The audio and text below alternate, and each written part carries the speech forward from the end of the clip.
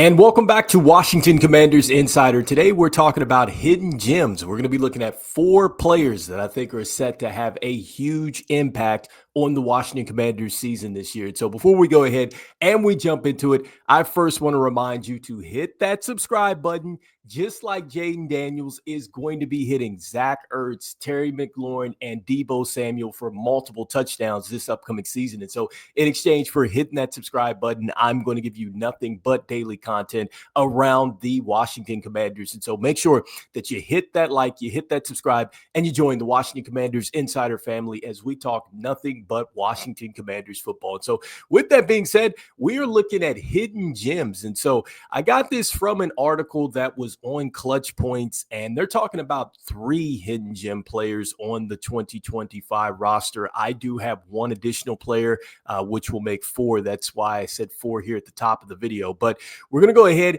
and jump into it. And so if you want to check this out, once again, it is on ClutchPoints. And so a good article here to take a look at. And so the first player that is mentioned in here is probably going to be maybe a little bit of a surprise, but Javon Kinlaw is listed as the first player that could be a hidden gem for the Washington Commanders this season. And so one of the things that it talks about in this article is it talks about Adam Peters saying that Javon Kinlaw is a tone setter. He talks about him being explosive. He's physical, and he's definitely going to be a great commander. So it goes into what Adam Peters said about Javon Kinlaw, talking about just really his size, talking about how he can work from the inside and on the edge. And so really talking about that versatility. But one of the things that I love here, and this is something that I've talked about before with Javon Kinlaw, is really how he's fought back from the injury. And I think that this is huge. And so Adam Peters talks about how he's fought back from the injury here.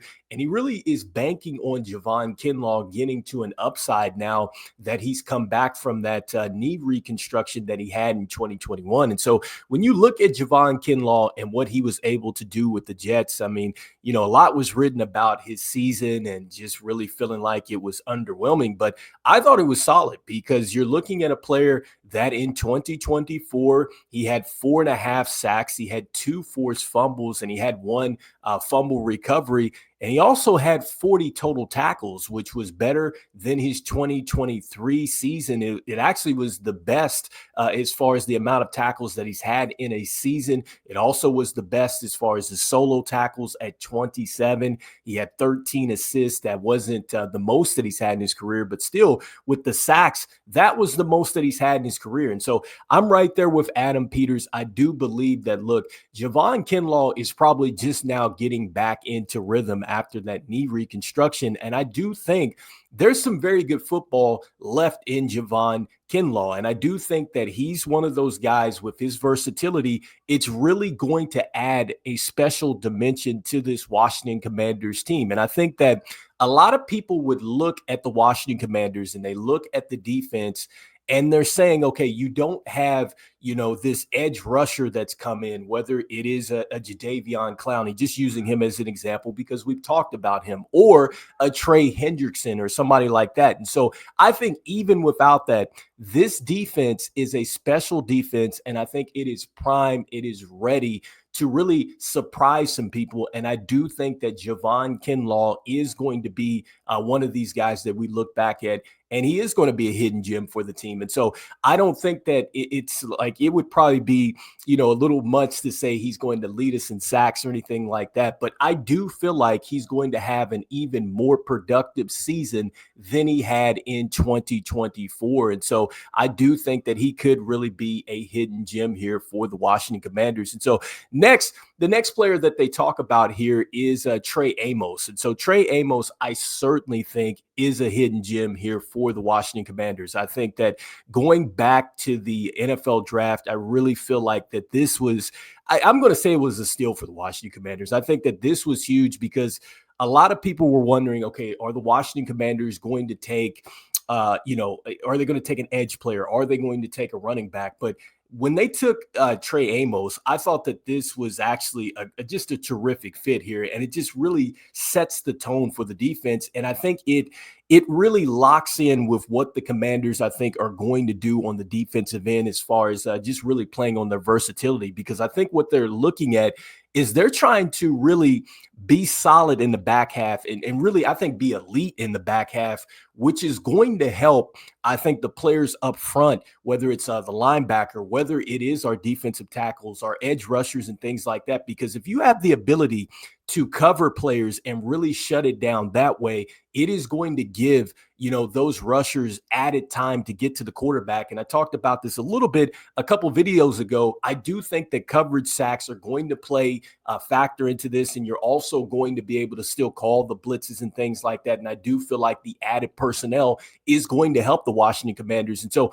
one of the things that's mentioned in that article is that Dan Quinn likes to play a lot of press coverage, and that's something that the Washington Commanders didn't necessarily get a chance to really go after teams that way last season. And I do think that when you add Trey Amos, he provides that type of nastiness to the secondary. He gives it an edge. And you could just imagine if you can pair that with a healthy Marshawn Lattimore and then also to a Mikey Samra still, you're talking about Jonathan Jones, who's been added in his experience. Like, this secondary can become very elite. And I definitely think that they are going to take a huge step forward.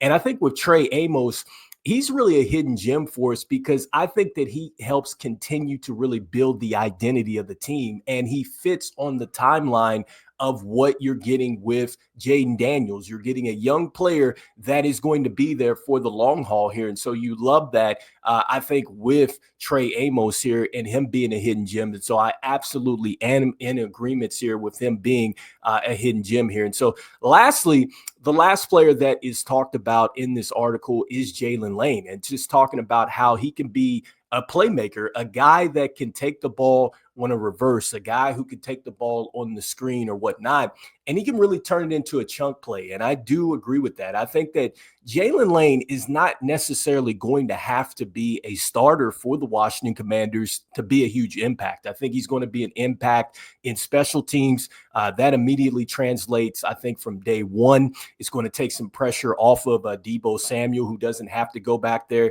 And really, I think that it makes our team even that much more dangerous because you have Jaylin Lane, you have Deebo Samuel, you have Jakori Croskey-Merritt, who can go back there as well and field kicks, whether it's the punt or the kick return game. And so he's going to get his chance to get his hands on the ball, and you don't have to run a play for him. So you love that. And so I think he's going to help us there as far as getting plus yardage. But when he gets into just on the field as a wide receiver, or if we run him out of the backfield or whatever Cliff Kingsbury is willing to do with him, you can imagine that with Terry McLaurin taking the top off of defenses, with Deebo Samuel making plays, with Noah Brown, with Luke McCaffrey, like all these other weapons that we have on the outside, Zach Ertz, like he is definitely going to be a player that I think defenses are probably going to sleep on.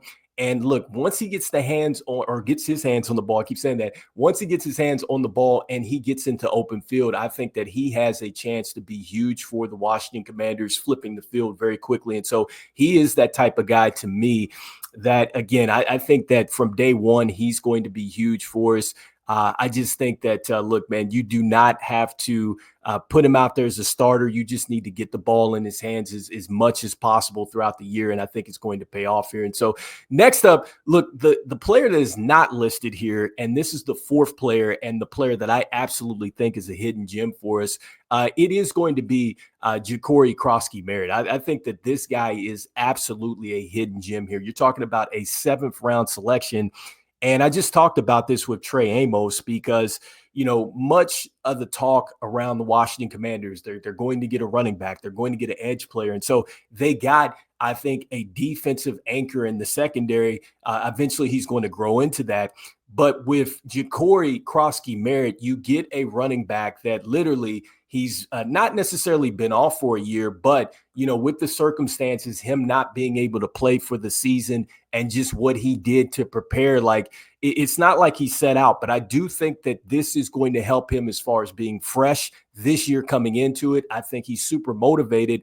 And I'll say this, if Jacory Croskey-Merritt was on this team last season, based off what happened to our running backs getting banged up with Brian Robinson Jr., Austin Eckler, I think that he absolutely would have been able to get some snaps there last season. And I think that if he comes in and he does the things that we have saw on tape with him, being, a powerful runner, being elusive, and then also too, he develops even more into a good pass catcher. He literally could be a huge hidden gem for the Washington Commanders. I think he could turn into an every down type of back. And so I just think with Jacory Croskey-Merritt, it's just going to be about an opportunity. There's going to be, a game. There's going to be something that is going to happen that he's going to get his opportunity.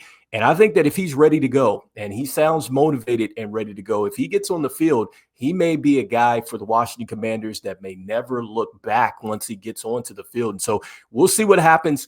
That is my fourth player that I'm throwing into my hidden gems here. So you guys let me know in the comments here what you guys think, about these mentions here. Once again, you can find this on Clutch Sports. But again, they mentioned Javon Kinlaw as a player that is a hidden gem, talking about Adam Peters and just really, the confidence that he has in him taking a leap, especially kind of getting into his rhythm now, coming back from that knee reconstruction. Then talking about Jaylin Lane, I just talked about his playmaking ability, how he's going to be huge. I do think that, look, I compare him to a Jamison Crowder when he came in. He was very good for us, but I think that this guy has a ton more speed, maybe a bit more athleticism. So I definitely think that he's going to be huge for the Washington Commanders with the way Cliff Kingsbury can throw him in.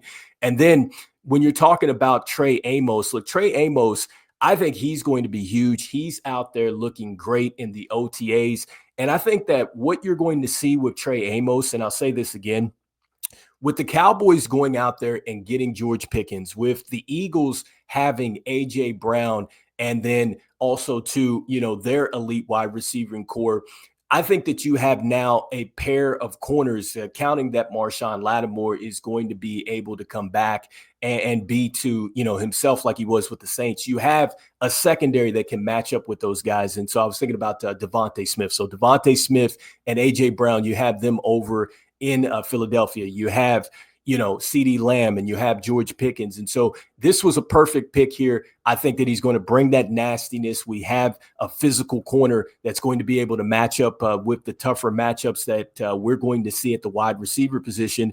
And then lastly, with Jacory Croskey-Merritt, look, he is a guy that I absolutely believe that if he just gets a chance to get on the field, I think he's going to show us exactly what we saw on tape. I think that he could be, what we've been looking for at the running back position. And I think it's an absolute steal when you're talking about round 7, because I think that had he got a chance to play, I do not believe he would have been a round 7 selection. I think he's absolutely a hidden gem. He already can be in the special teams. You talk about this guy, if he can translate, I think he could be an every down type of player. But anyway, you guys let me know in the comments what you guys are thinking. Who's your hidden gem out there on the Washington Commanders in 2025? And also, too, let me throw guys like Jonathan Jones, and then also, too, Dietrich Wise Jr. Those guys are also going to be hidden gems to me, because I think a lot of teams just really maybe look at the additions here for the Washington Commanders and say, okay, it's not like that they got, like I said, a star edge rusher or anything like that. But I think that they got some pieces that are really going to take this team to another level. And so, there's a lot of hidden gems out there, but these are the 4 that I wanted to talk about. So anyway, you guys let me know in the comments what you guys are thinking. And as we always say, go Commanders, and I will see you guys on the next one. All right, peace.